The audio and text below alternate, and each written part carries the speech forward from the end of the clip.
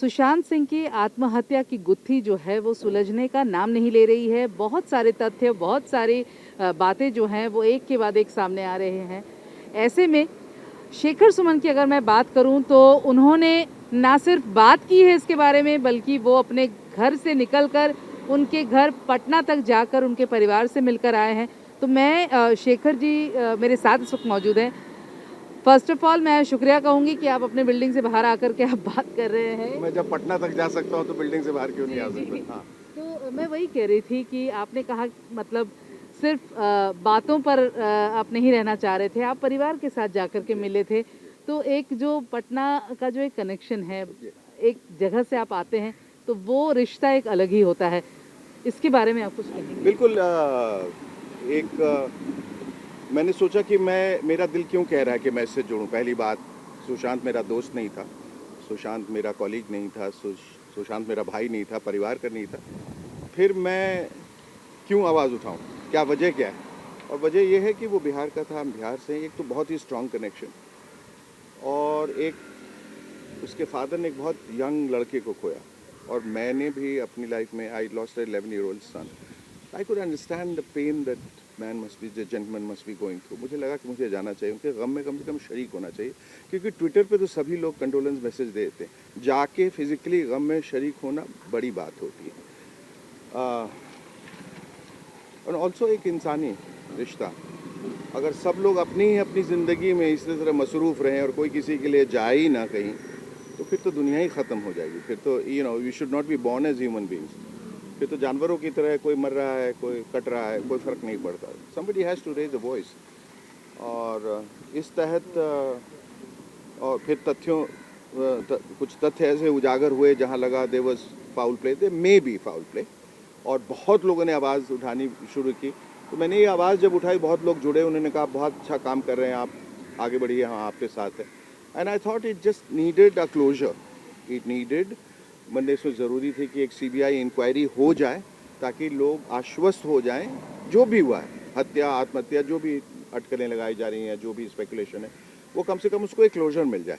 And I think that was very important, क्योंकि बहुत अजीब चीज़ें बाहर निकल के आ रही थी। वो चाबी का, डुप्लीकेट चाबी से लेके वो हाइट और नेक मार्क्स, और पहले पार्टी का बहुत सारी बातें थी बहरहाल। तो और मुझे लगा, चूंकि मैं उनके आखिरी क्रियाक्रम में नहीं जा पाया बिकॉज ऑफ कोविड, और वहाँ कुछ 20-25 लोगों की लिस्ट बनती है, मुझे लगा मुझे पटना ही चले जाना चाहिए। हालांकि मेरे परिवार ने बहुत मना किया मेरे दोस्तों कि तुम क्यों पढ़ रहे हो उसमें, बेगानी शादी में अब्दुल्ला तो क्यों? मुझे लगा ना, my thinking is little different. I can not betray my heart. दिल ने कहा आप गए? जी, मेरे दिल ने कहा। मैं चला गया वहाँ, मैं जाके उनके पिताजी से मिला, और मुझे लगा कि मुझे वहाँ एक पॉलिटिकली भी एक सपोर्ट जो है, क्योंकि state it is represented by a political party, तो मुझे लगा मुझे नीतीश जी से, जो चीफ मिनिस्टर, वहाँ उनसे मिलना चाहिए। दुर्भाग्यवश कोविड की वजह से मुझसे नहीं मिल पाए। लेकिन तेजस्वी यादव वहाँ गए थे, and he is the opposition leader. मुझे अच्छा लगा कि वो गए, और फिर मैंने उनको फ़ोन किया कि आप इस मुहिम को जो लेके मैं निकला हूँ, हैशटैग फॉर सुशांत, जस्टिस और सुशांत फोरम, उसका साथ देंगे तो मैं आपके पास आऊँगा और बात करूँगा। तो तुरंत तैयार हो गए, तो गए। उन्होंने एक प्रेस कॉन्फ्रेंस किया, जिसमें हमने कहा, चूँकि अभी चुनावी माहौल है, तो हमने कहा कि भाई ये कम्प्लीटली नॉन पॉलिटिकल ये मीटिंग है, और हम एक इमोशनल लोगों से मिल रहे हैं, जी, तो वो आपको मालूम है ना कि लोग फिर झूठ मूठ की तोहमत और ये वो कुछ। शेखर जी, आपने कहीं ये भी कहा है या मानते हैं कि सुशांत ने कुछ 50 सिम कार्ड्स भी बदले थे जी, अपने जी, जी, आखिरी दिनों में। जी। तो ये बात कहाँ तक आपको लगता है, या देखिए, ये सब स्पेकुलेशन के दायरे में, क्या हकीकत है ये तो कोई नहीं जानता। जिसके साथ हुआ वो तो चला गया, और ऊपर खुदा है जिससे मुलाकात नहीं होती, तो कैसे बताएं। लेकिन ये अक्सर ऐसा हुआ है कि ओपन एंड शट केस में बाद में जब केस किसी बिना पे खुला है, तो पता चला कि तस्वीर कुछ और थी।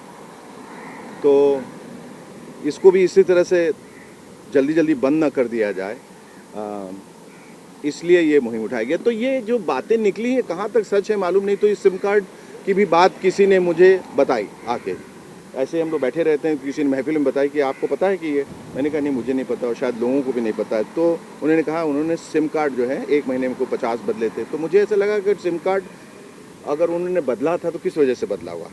कोई थ्रेट होगा, कोई खौफ होगा, उस वजह से ही बदला होगा। तो वो बात मैंने उठाई, फिर वो किसी चैनल को भी मैंने कहा। तो ऐसे सैकड़ों वजहें जो है वो निकल के आ रही हैं, और हर रोज़ इससे पहले कि बहुत कुछ फेक न्यूज़ भी आ जाए और कुछ गलत लोग स्पेकुलेट करें, उससे अच्छा है एक बार उसको जांच कर दिए। चूँकि लाखों करोड़ों लोग इसको डिमांड कर रहे हैं, तो वो कर दीजिए। और ये मुहिम यही है, मैं बार बार लोगों से कह रहा हूँ, जनता से भी यही अपील कर रहा हूँ, सिर्फ इसी का दबाव बना रखें और कुछ करने की ज़रूरत नहीं है। और सरकार से भी मैं अपील करना चाहता हूँ कि कृपया जांच करवा दें, ताकि लोगों को एक बार तसल्ली हो जाए। आपने उनके दोस्तों से बात की होगी, संदीप हैं, जी। सिद्धार्थ पठानी हैं जो उनके जी, दोस्त हैं, जी। तो क्या दोस्तों का क्या मानना है? क्योंकि एक खबर जो मैं आपको आपसे डिस्कस करना चाहती हूँ कि सुशांत अपने आखिरी दिनों में अपने दोस्तों से ये बात हमेशा जिक्र करते थे कि उन्हें उनके खिलाफ कुछ नेगेटिव नैरेटिव चलाया जा रहा है, वो इस बात उन्हें बदनाम किया जा रहा है। हाँ। तो ऐसी जो बातें हैं जो वो अपने क्लोज़ फ्रेंड्स में यही लोग हैं, तो क्या ऐसी कोई बात आप तक पहुंची है या इन लोगों ने कुछ बताया? पहुंची है, लेकिन मैं उन बातों का अभी जिक्र नहीं करना चाहूँगा कि कहाँ तक सही है, कहाँ तक नहीं है। और जिस कॉन्फिडेंस में उन्होंने, उनके दोस्तों ने बताया, मैं नहीं बताना चाहता। लेकिन हाँ, ये है जो लोगों को अब ये पता चल गया है, और इसमें सच्चाई भी है कि बहुत सारी फिल्में उनको जो मिली थी उनके हाथों से छीन ली गई। डिप्रेशन में वो थे, डिप्रेशन में खुद वैसे भी थे। बहुत लोग कहते हैं वो बाइपोलर थे, कुछ कहते हैं वो क्लिनिकल डिप्रेशन था। और उसकी वजह क्या रही होंगी, हो सकता है एक वजह, हो सकता है बहुत सारी वजह, या हो सकता है कोई वैसे ही कोई एक केमिकल रिएक्शन अंदर हुआ होगा, या किसी ख़ास वजह से आदमी डिप्रेस, और कभी किसी वजह के बगैर किसी वजह के भी डिप्रेस हो जाता है। और वो खुद ही वजह ढूंढता रहता है कि मैं डिप्रेस क्यों हुआ, जबकि मेरे पास सब कुछ है।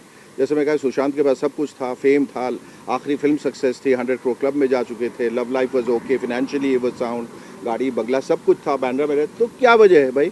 अगर इस तरह के इंसान को अगर डिप्रेशन हो जाए, तो फिर बाकी आम इंसानों का क्या होगा?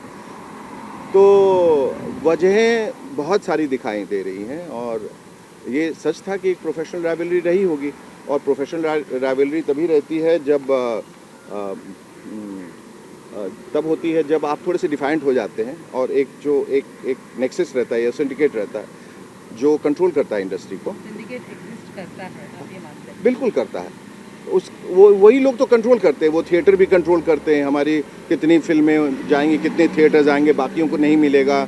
रिलीज डेट फिक्स पहले से करते हैं लोग, सब कुछ उनके मुताबिक ही चलता है। तो वो syndicate is not exactly an underworld, but syndicate is a group of very powerful people who decide कि किसको आना है, किसको जाना है, किसको बनना है, किसको बिगाड़ना है।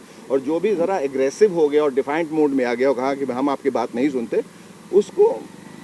उसका खामियाजा जो है वो भुगतना पड़ता है। बहुत बहुत शुक्रिया शेखर जी।